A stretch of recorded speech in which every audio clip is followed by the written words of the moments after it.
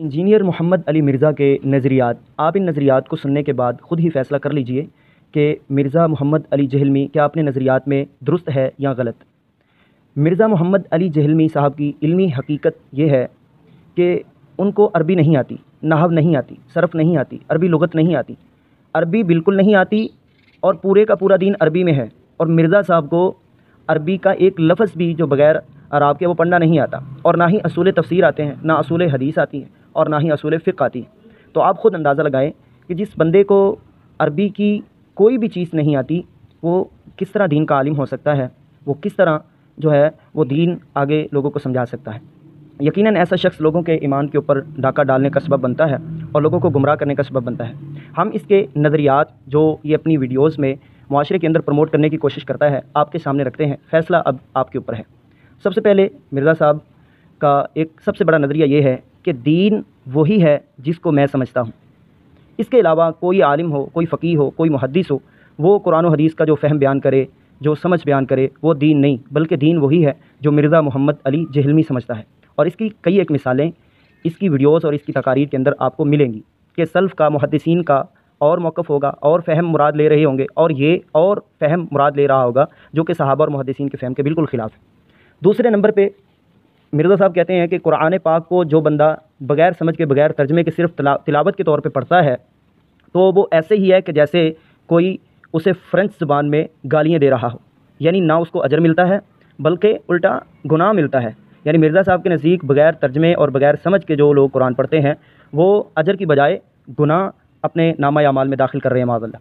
और तीसरे नंबर पर मिर्ज़ा मोहम्मद अली जहलमी का मशहूर ज़माना जो नज़रिया है वो ये है कि सैयदा आयशा रज़ी अल्लाह ताला अन्हा वो माज़अल्लाह बाग़ियाँ हैं, वो ज़ालिमा हैं और जहन्नम की तरफ बुलाने वाले लश्कर में से हैं।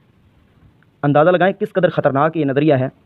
और चौथे नंबर पे मिर्ज़ा मोहम्मद अली जहलमी साहब कहते हैं कि हवारी रसूल हज़रत ज़ुबैर रज़ी अल्लाह ताला अन्हु, हज़रत साद, हज़रत सईद, हज़रत मुआविया और सहाबाए किराम, कहते हैं ये बागी हैं, ज़ालिम हैं और जहन्नम की तरफ बुलाने वाले हैं। हालांकि ये वो सहाबा हैं कि जिनके बारे में नबी इस्लाम ने फरमाया कि मेरे इन 10 सहाबा के लिए तो जन्नत वाजिब हो चुकी है। अशरा मुबशरा के लिए जन्नत की टिकट अल्लाह के रसूल इस्लाम खुद दे करके गए हैं, खुद बिशारतें दे कर गए हैं। लेकिन मिर्ज़ा साहब बड़ी जुर्रत के साथ कहते हैं कि नहीं, ये जहन्नम की तरफ बुलाने वाले लश्कर में से हैं और ये बाकी हैं।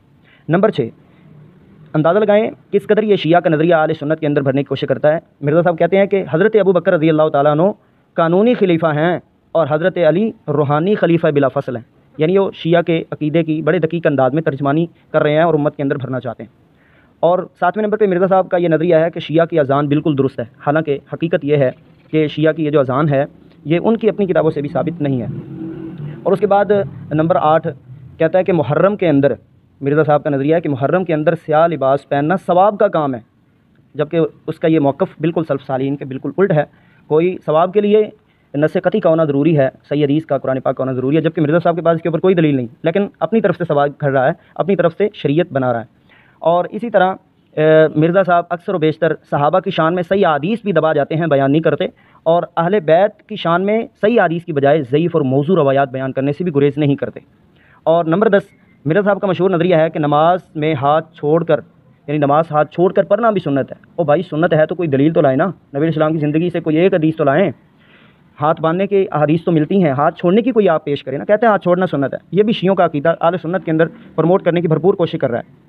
और नंबर 11 मिर्ज़ा साहब कहते हैं कि जिस तरह नबी सल्लल्लाहु अलैहि वसल्लम के बदरी सहाबा थे, हक 4 यार थे, अशरा मुबशरा थे, सहाबा थे, आले बैत थे, एक अबू जहल था, उबई इब्न काब था, मेरे भी बदरी साहबा हैं, मेरे भी हक 4 यार है, मेरा भी एक अबू जहल है, मेरा भी एक उबई इब्न खल्फ है, और सहाबा हैं, मेरे भी आले बैत हैं। तो ये वाज़े तौर पे अपने आप को नबी इस्लाम के साथ तशबीह दे रहा है, ममासलत बयान कर रहा है, जो कि उलमा ने कहा कि ये वाज़े तौर पे गुस्ताखी है। अब आप खुद फैसला कर लें कि ये किस तरह का नज़रिया आवाम के अंदर फैला रहा है।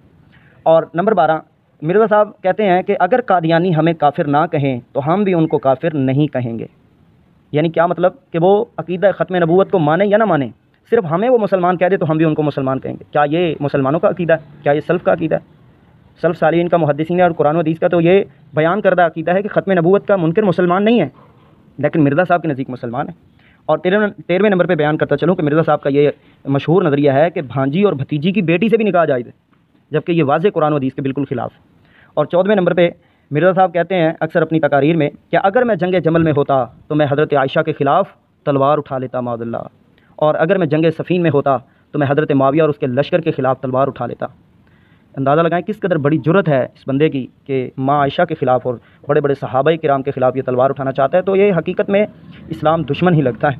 اور نمبر 15، یہ مشاجرات صحابہ کو ہوا دے کر عوام کے دلوں میں محبت صحابہ، تعظیم صحابہ کو نکالنا چاہتا ہے اور ان کے دلوں کے اندر نفرت بھرنا چاہتا ہے، اور جس طرح کے اس کی ویڈیوز کے اندر آپ کو بالکل یہ چیز ملے گی۔ اور 16ویں نمبر پہ مرزا صاحب کا یہ مشہور نظریہ ہے کہ شیعہ کے تمام فرقے سب کے سب مسلمان ہیں، ان کے پیچھے نماز پڑھنا جائز ہے، ان کے ساتھ نکاح کرنا جائز ہے، ان کے ساتھ لین دین اور سارا کچھ جائز ہے۔